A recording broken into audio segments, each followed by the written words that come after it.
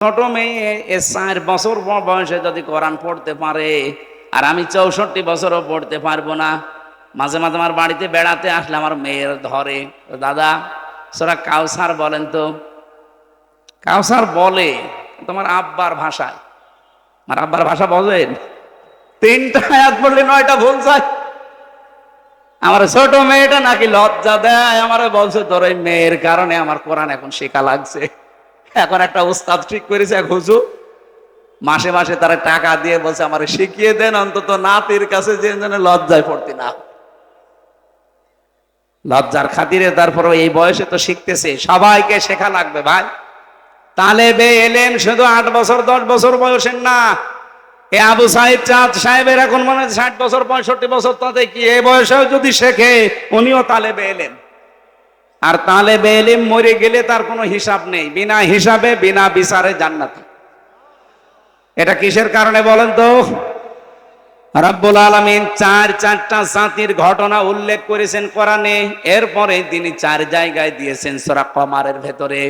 17 নম্বর আয়াত, 22 নম্বর আয়াত, 32 নম্বর আয়াত, 40 নম্বর আয়াত।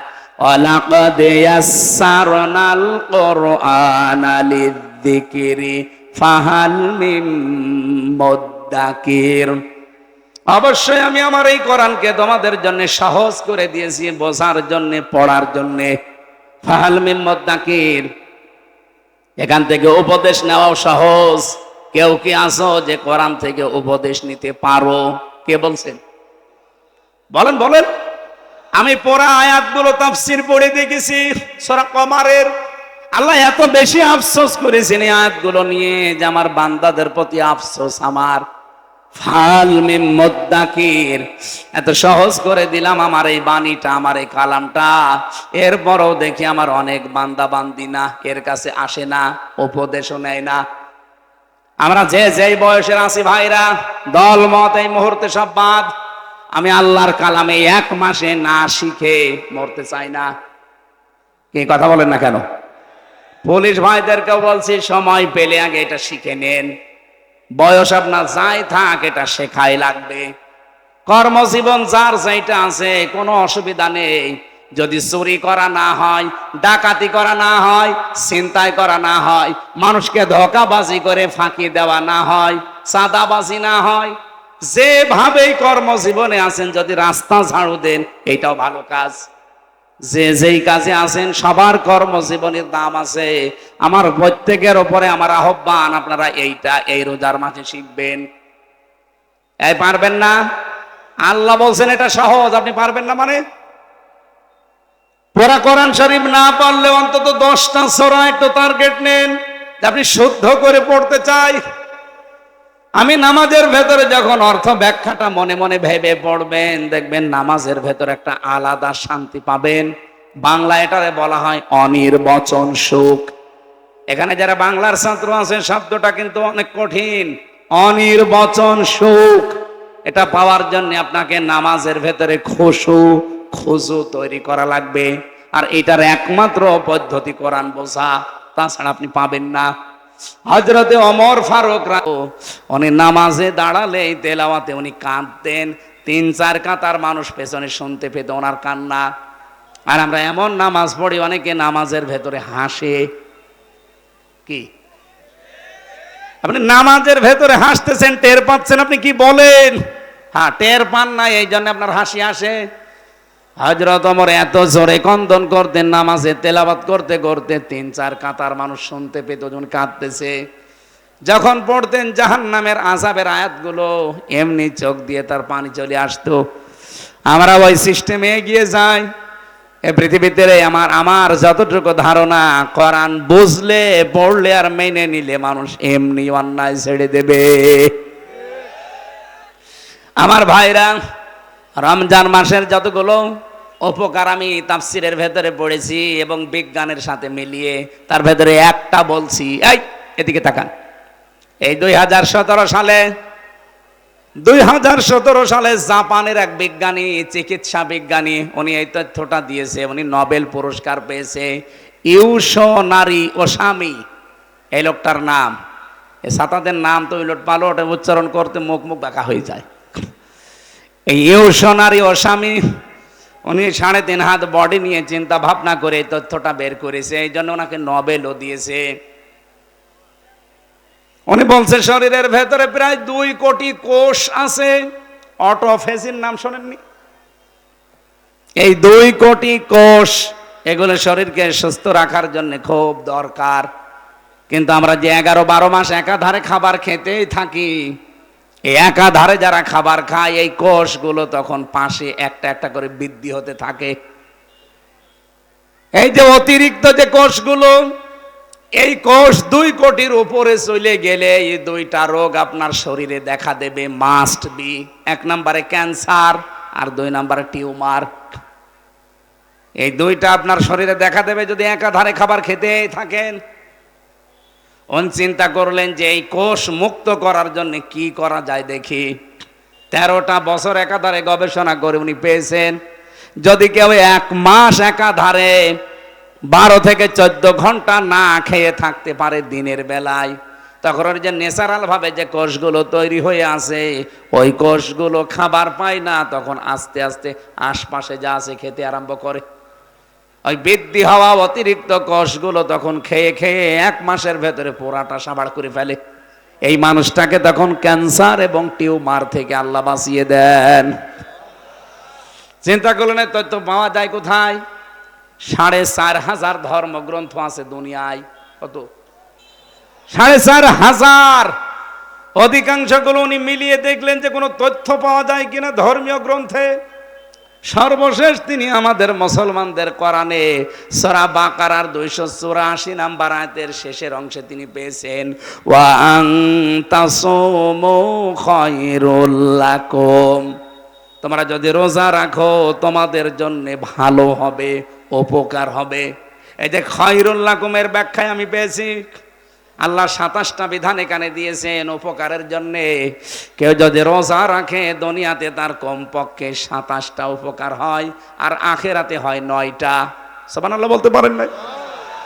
আর বিজ্ঞানী উনি যতগুলো পেয়েছে তার ভেতরে 1 নম্বরে আপনাকে ক্যান্সার, টিউমার এগুলো থেকে যদি মুক্ত হতে হয়, এই রক্তের ভেতরে কমপক্ষে 5 প্রকার ক্যান্সার হচ্ছে এখন।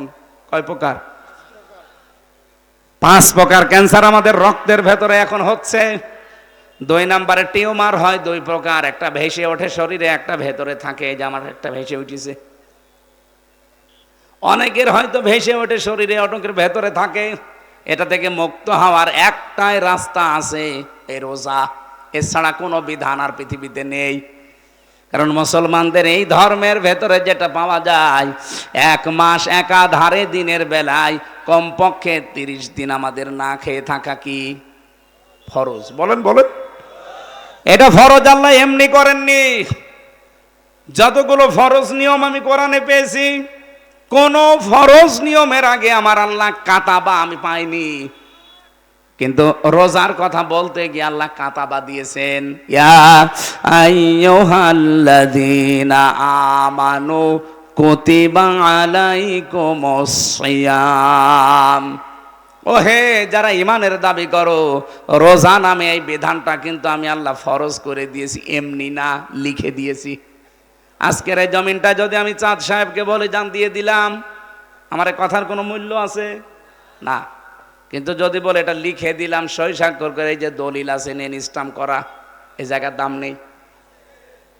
আমি তো মানুষ একই, আগে শুধু মুখ দিয়ে বললাম কোনোই দাম নেই, আর পরে আমি লিখে দলিল করে দিয়েছি এই জমির দাম এখন 10 লাখ। এই কথা বলছেন না কেন? লোক আমি একই, বিধানও দিয়েছি একই জিনিসের, কিন্তু একটা লিখিত আর একটা মুখের বলা। আগেরটার কোনোই মূল্য নেই মানুষের কাছে, পরেরটার মূল্য কত লাখ। আল্লাহ বলেন আমি দুনিয়ার অন্যান্য ফরজগুলো জিবরাইলকে বলেছি যা বলে দে, কিন্তু রোজা এটা আমি আরো সে নিয়ে এসে লিখে দিয়েছি 6 মাস। কয় মাস? 6 মাস উনি রোজা দিয়েছিলেন। শুধু মুসা নবীর সাথে দেখা হওয়ার কারণে বারবার উনি ফিরিয়েছে যে যান একটু কমিয়ে নেন। উনি 5 বার গিয়ে 5 মাস রোজা কমিয়েছেন। আর 1 মাস ছিল, ও মুসা নবী বলে না আপনি আবার যান। আমার উম্মতের উপরে মাত্র একটা রোজা ফরজ ছিল, তাই তারা করতো না বছরে।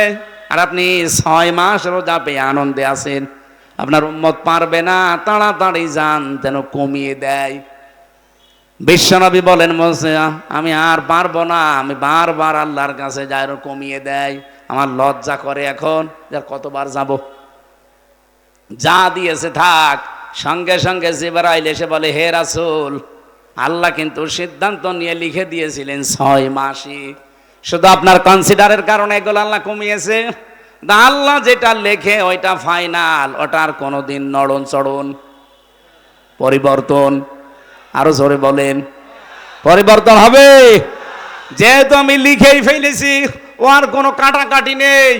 আপনার উম্মতদেরকে যে বলবেন, ওরা যদি 1 মাসও হক আদায় করে রোজা রাখতে পারে, আমি আল্লাহ 6 মাস রোজা রাখার সওয়াব তাদেরকে দিয়ে দেব। এই জন্য সেই সুযোগ এখন চলছে। কত মানুষ দোহাই দেয়, হুজুর আমার গ্যাস, আমি পারি না। আরে শয়তান, রোজা রাখলে গ্যাস আরো ভালো হয়। যারা বলে আমার ডায়াবেটিস, আপনার কি ডায়াবেটিস আমার চাইতে বেশি? জেলখানায় 3 বছরে আমার ডায়াবেটিস 27, অথচ 3 দিন রোজা রেখে মনে হচ্ছে যে আমি আরো ভালো আছি। আপনি রোজা রাখলে বিজ্ঞান এখন বলছে আপনার ডায়াবেটিস কন্ট্রোলে চলে আসবে। আল্লাহর চাইতে তো বড় বিজ্ঞানী আপনি না। আপনার শরীরের অতিরিক্ত এই যে ক্ষতিকারক যে কোষগুলো, এগুলো খেয়ে খেয়ে আপনাকে সুস্থ রাখবে। এই জন্য সুস্থ যদি থাকতে চান, রোজা রাখা লাগবে। এ পৃথিবীতে একজন মানুষের জীবনী পড়েছি, তিনি সারা জীবনই সুস্থ ছিলেন, তাও 1 দিন 2 দিন না, 950 বছর। হযরত নূহ আলাইহিস সালাম, তার পুরা জীবন পড়ে তাফসিরে আমি দেখেছি, তিনি সারা জীবনই রোজা রেখেছেন, এই জন্য তিনি সুস্থ ছিলেন। সুবহানাল্লাহ বলতে পারেন না? তারা আল্লাহর এই বিধান রোজা রেখে যদি সুস্থ থাকতে পারে, আমরা কেন পারবো না? আজকে থেকে যারা রোজা রাখেন না, খুব ভালো করে সতর্ক থাকবেন। মেয়েদের শুধু ওই 3 দিন 5 দিন 7 দিন 10 দিন যেগুলো শরীর খারাপ থাকে, ওই কয়টা দিন বাদ দিয়ে বাকি দিন রোজা রাখা লাগবে। আপনি দেখেছেন চিন্তা করে, মেয়েরা নামাজ পড়ে না শরীর খারাপ হলে, কিন্তু ওই নামাজ আর পরবর্তীতে পড়াও লাগে না, মাফ। কি পরবর্তীতে পড়া লাগে না? আর পড়া লাগে না, মাফ। আপনি যদি 10 দিনও অসুস্থ থাকেন, 1 দিনও নামাজ পড়া লাগবে না, আর পরবর্তীতে ওটা কাজাও করা লাগবে না, আপনার পুরাটা মাফ। কিন্তু কোন মানুষ যদি রোজা, এই যে মেয়েরা যারা রাখতে পারেন না, আপনার কিন্তু কাজা করা লাগবে, মাফ নেই। যে 3টা রোজা 5টা রোজা শরীর খারাপের কারণে রাখতে পারেন নাই, বাকি 11 মাস মিলে এই 5টা রোজা করা লাগবে, বাধ্যতা, না করলে আপনার গুনাহ হবে। তাহলে পৃথিবীর একমাত্র বিধান যেটা কাজা করা লাগে, সুবহানাল্লাহ বলতে পারেন না? সম্মানিত মা বোনেরা, মেয়েদের শরীর যখন খারাপ হয়, যদি 10 বছরে হয় 10 বছরের রোজা ফরজ, যদি 12 বছরে হয় 12 বছরের রোজা ফরজ, যদি 15 বছরে হয় 15 বছরের রোজা ফরজ। আর ছেলেদের যেদিন স্বপ্ন দোষ হয় ওই দিন থেকে, এটা যদি 10 বছরে 12 বছরে 15 বছরে হয়, তো ওই সময় থেকে রোজা ফরজ। আমি কথা বোঝাতে পেরেছি? হ্যাঁ, ঠিক আছে। আল্লাহ রাব্বুল আলামিন বলেন, এটা আমি শুধু লিখে দিয়েছি তোদের জন্য না, কামা কুতিবা আলাল্লাযিনা মিন ক্বাবলিকুম, তোদের পূর্বে যত জাতি এই পৃথিবী থেকে বিদায় নিয়েছে, প্রত্যেক নবীর উম্মতের উপরে রোজা ফরজ ছিল। লাআল্লাকুম তাত্তাকুন, আমি চাই তোরা তাকওয়াবান হবি। তাকওয়া অর্জন করার জন্য আমি আল্লাহ রোজা দিয়েছি। তাকওয়া কাকে বলে? বাংলাদেশের মানুষ বিশেষ করে আমরা একটু ভুল বুঝি, মনে করি বিশাল জব্বা গায়ে দিয়ে, পাগড়ি একটা মাথায় দিয়ে শুধু হো হো তাকওয়া হয়ে গেছে। না, তাকওয়া প্রতিটি জায়গায় আপনাকে সেট করা লাগবে। এই এদিকে তাকান, খলিফাতুল মুসলিমিন হযরত ওমর রাদিয়াল্লাহু তাআলা আনহু, তিনি রাষ্ট্রের কিছু কাজ করছিলেন, হিসাব করবেন, একটা লম্প জ্বালিয়ে, বাতি জ্বালিয়ে। হঠাৎ রাতের বেলা প্রধান বিচারপতি উনি হযরতে আলী দেখা করতে আসলেন। হযরত ওমর বললেন, ভাই আলী, আপনি দেশের প্রধান বিচারপতি, রাষ্ট্রের কোনো কাজের কথা বলতে এসেছেন নাকি? বলছে, না, আমার পারিবারিক একটা বিষয় আপনাকে আমি একটু শেয়ার করতে চাই। আপনি যেহেতু দেশের দায়িত্বে আছেন, আপনি আমাদের অভিভাবক, এই জন্য আমার পারিবারিক একটা বিষয় একটা সলভ করতে এসেছি আপনার কাছে। হযরত ওমর সঙ্গে সঙ্গে যে বাতিটা জ্বলছিল উনি ফু দিয়ে লিভিয়ে দিলেন। হযরত আলী বলেন কি, আমি প্রধান বিচারপতি, আমি এসেছি আপনার কাছে একটা মাসলা নেওয়ার জন্য পারিবারিক জীবনের, আর আপনি আমারে দেখে আরো বাতি জ্বালাবেন কি, আরো বাতি লিভিয়ে দিলেন আমার মুখের সামনে। আমি একটু অপমানিত হলাম। হযরত ওমর বলে, ভাই আলী, আপনি দেশের প্রধান বিচারপতি, ঠিক আছে, আপনি এসেছেন আমার সাথে দেখা করার জন্য, তাও ঠিক আছে। আমি তো প্রথমেই আপনাকে বললাম যে আপনি কি আমার সাথে এসেছেন রাষ্ট্রের কোনো বিষয়ে কথা বলতে, না ব্যক্তিগত? আপনি যেই বললেন যে ব্যক্তিগত পারিবারিক জীবন নিয়ে, তখন কিন্তু আমি বাতিয়ে লিভিয়ে দিলাম, কারণ আমি এতক্ষণ যা কাজ করছিলাম রাষ্ট্রের গুরুত্বপূর্ণ কাজ, এই জন্য রাষ্ট্রের টাকা খরচ করে এই তেল পুড়িয়েছি। এখন আপনি পারিবারিক জীবন নিয়ে কথা বলবেন, আপনার সাথে আমার 2-4 মিনিট যদি এখন খরচ হয়, তো পারিবারিক জীবনের গল্প করার জন্য তো এ রাষ্ট্র আমারে টাকা দেয়নি। এটার নাম তাকওয়া। এটার নাম কি? এই তাকওয়া যদি বাংলাদেশে 1628 জন মানুষের ভেতরে তৈরি হয়ে যেত, বাংলাদেশটা আজকে সিঙ্গাপুরের উপরে চলে যেত। কোনো অভাব নেই এই দেশে, অভাব শুধু মানুষের তাকওয়ার। এই কথা বলেন না কেন? দরবেশের মতো মানুষ এত বড় দাড়ি নিয়ে 36,000 কোটি টাকা চুরি করিস, এর তাকওয়া আছে? এই জন্য তাকওয়া অর্জন করার জন্য যেহেতু রমজান এসেছে, আমি একটা উদাহরণ যা দিলাম, এইরকম গুলো যদি আমরা সেট করতে পারতাম, বাংলাদেশের প্রত্যেকটা দিক আর বিভাগে একটা দিক আর বিভাগ দুর্নীতি যুক্ত হতো না, সব দুর্নীতি মুক্ত হতো। তাকওয়া কারে বলে? যে চিকিৎসা বিজ্ঞান, আজ বাংলাদেশের চিকিৎসা যারা করে, বিশাল বড় বড় দাড়ি নিয়ে উনি লিখতেছে, অথচ ঔষধ কোম্পানির লোক এসে বলে, স্যার আমারটা লেখেন, আপনার জন্য এরকম কিছু আছে। উনি তখন আস্তে করে ওনার ঔষধ লিখে আবার বলে দেয় যে পপুলারে যাবা। এই কথা বলেন না কেন? মাদারল্যান্ডে যাবা, অন্য কোনো জায়গায় পরীক্ষা করলে হবে না। আমি তো নিজের রাজশাহীতে পরীক্ষিত, এই কারণে আমি বলছি। আমার ওই বড় মেয়েটাকে নিয়ে এসেছিলাম একবার 18 সালের দিকে, আমি ডাক্তারের নাম বললাম না, আল্লাহর নামে নাম তার, হ্যাঁ আব্দুল, এরপরে আমি আর বললাম না, খুব বড় ডাক্তার, 1000 টাকা ওনার ভিজিট। ওনারে লেখানোর পরে উনি একবারেই বলছে যে এই 10-12টা এইগুলো সব করে নিয়ে আসো। উনি আবার লিখে দিয়েছে নিচে। চিন্তা করলাম এখানে একজন পরিচিত মানুষ আছে, আমি ওখানে যাব না, আমার জায়গায় যাই। আল্লাহ করে নিয়ে এসে দেখিয়েছি। আমি যাইনি, প্রথমে ম্যাডাম গেছে, ওটা না দেখে ছুড়ে ফেলে দিয়েছে। এখানে করতে বললাম, সেখানে না করে কেন? আপনার দরকার কি? আপনার রিপোর্ট ঠিক থাকলে সমস্যা কি? পরবর্তীতে যেখানে গিয়েছিলাম, ভাই এরকম সমস্যা করছে, এরপরে রাজশাহীর ডাক্তার ফাতেমা সিদ্দিকা আছে না, আপারে বললাম যে এরকম, বলছে যে আমি জানি, ওদের সাথে সব লাইন লাইন লাইন করা আছে। আপনার দাড়ি যত বড় হোক ভাই, আপনি 5 ওয়াক্ত না, তাহাজ্জুদ মিলে আরো 6 ওয়াক্ত নামাজ পড়েন, জীবনেও কোনো ইবাদত বন্দেগী আপনার কবুল হবে না, কারণ আপনার ভেতরে তাকওয়া নেই। এই কথা বলেন না কেন? এটা কি শুধু চিকিৎসা বিভাগে? প্রত্যেকটা বিভাগে। পুলিশদের ভেতরে এটা নেই না, সবাই না ভাই, পুলিশদের ভেতরে আমি আল্লাহর ওলি পেয়েছি। আমি যে পুলিশকে, যে ওসি সাহেবকে পড়াতাম কুষ্টিয়ায়, প্রথমে আমার সামনে 10 লাখ টাকা এসেছিল ঘুষ। ওই হিরোইন ধরা পড়েছে 1 কোটি টাকার, ও এসে তখন আমি আবার ঘুষের আয়াতি পড়াচ্ছিলাম, লা তাকুলু আমওয়ালাকুম বাইনাকুম বিল বাতিল, যে ঘুষ খাওয়া যাবে না। উনি এসে বলছে, স্যার এটা রাখেন হাদিয়াটা, আর আমার ওই জিনিসটা একটু ছেড়ে দিন। আমার দিকে একটু তাকিয়ে বলছে, হুজুর নেব। নেবেন মানে? আপনার পড়ালাম কি? আর ওই দিনই ঘুষের আয়াত পড়িস। বলছে যে তো ঘুষ না, এটা হাদিয়া। হাদিয়া, হাদিয়া আপনারা সরকার দেয় না? বলেন তো, এরকম হাদিয়া যদি ওনার মাসে 5টা আসে, আর বেতন নেওয়া লাগবে?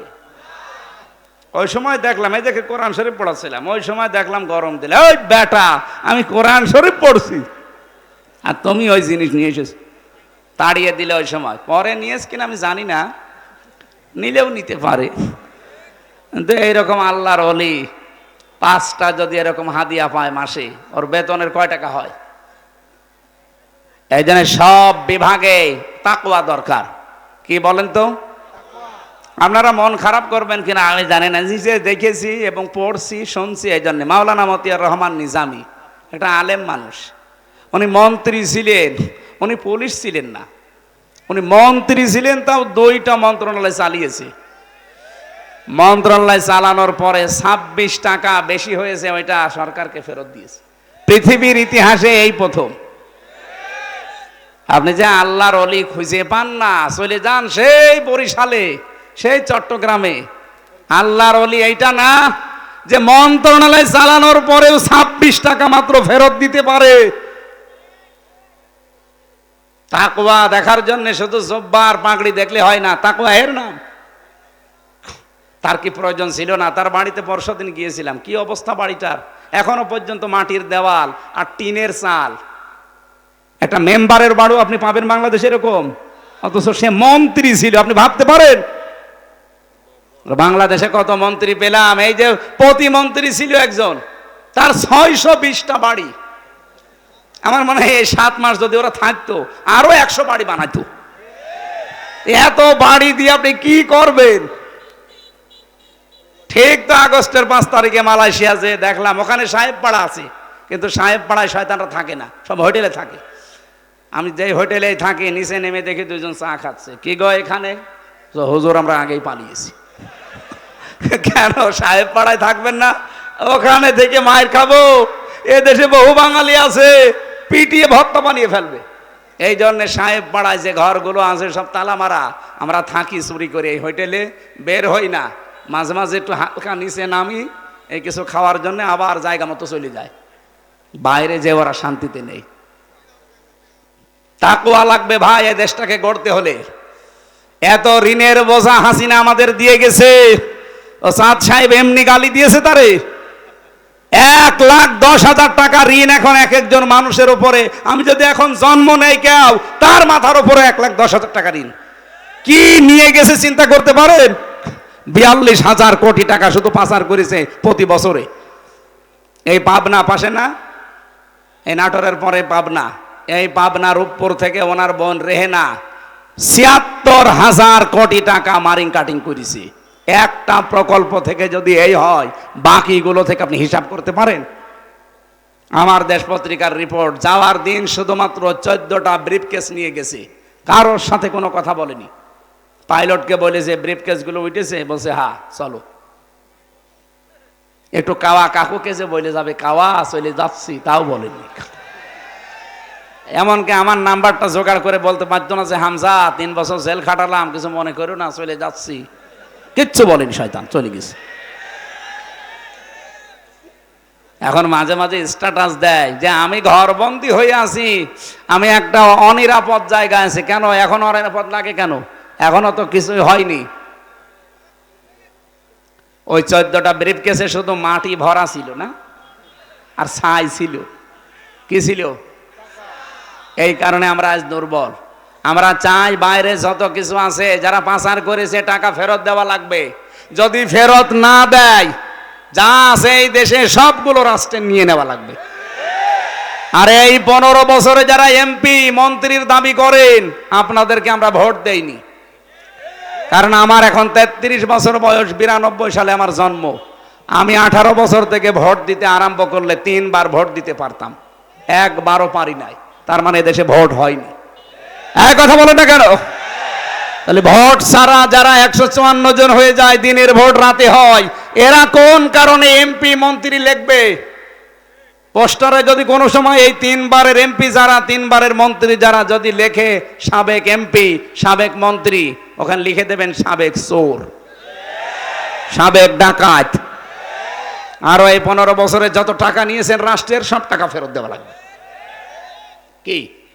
কারণ আমরা আপনাকে ভোট দেইনি, আপনি জোর করে ছিলেন, আর জোর করে থেকে দায়িত্বে টাকা নিয়েছেন, টাকা ফেরত দেন। যত মানুষ এই দেশ থেকে টাকা পাচার করেছে, আমরা বারবার বলছি যে টাকাগুলো আগে ফেরত নিয়ে আসেন, অথবা ওদের যা আছে সব বাজেয়াপ্ত করে নেন, দেশটা আবার দাঁড়িয়ে যাবে। তাকওয়া দরকার। রমজান এসেছিল এইটা শিক্ষা দেওয়ার জন্যে যে যেখানে আসি আতাযাব্বাদু ফাইন্না খায়রাজ যাদিত তাকওয়া। আল্লাহ বলেন পাথেহ জোগাড় করো তাকওয়ার। আত্তাকুন ইয়া উলিল আলবাব, তাকওয়ার পাথেহ, আল্লাহকে ভয় করার নীতি অবলম্বন করো।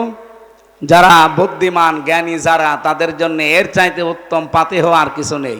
দুনিয়া আখিরাতে চলার জন্যই তাকওয়া লাগবে। আল্লাহ হযরত ওমরের মতো, হযরত আলীর মতো তাকওয়া আমাদের সবাইকে যেন দান করেন, বলেন আমিন। সেহেরি যেহেতু, এই জন্য আমি আর টানতে পারছি না, আমারও ভয় করছে, কারণ সেহেরি খাওয়া লাগবে, তাহাজ্জুদ পড়া লাগবে। আবার আগামীতে কোনো জায়গায় আসলে কথা হবে ইনশাল্লাহ। আমি আসবো, রাজশাহীতে আমার বাড়ির কাছে। আপনারা এতদিন আমার আসতে দেননি, এবার এসে মাইক কেড়ে নিন, আসেন মাইক কেড়ে নেন, আমি আপনাকে মাইক ছেড়ে দিচ্ছি। আজকের প্রধান অতিথির কাছে অনুমতি নিয়ে, আমরা যেহেতু সামনে দুইটা কাজ বললাম, তাহাজ্জুদ নামাজ আছে, সেহেরি আছে, আমরা মোনাজাত করি। আল্লাহুম্মা আমিন। লা ইলাহা ইল্লা আনতা সুবহানাকা ইন্নী কুনতু মিনাজ জালিমিন। রব্বুল আলামিন।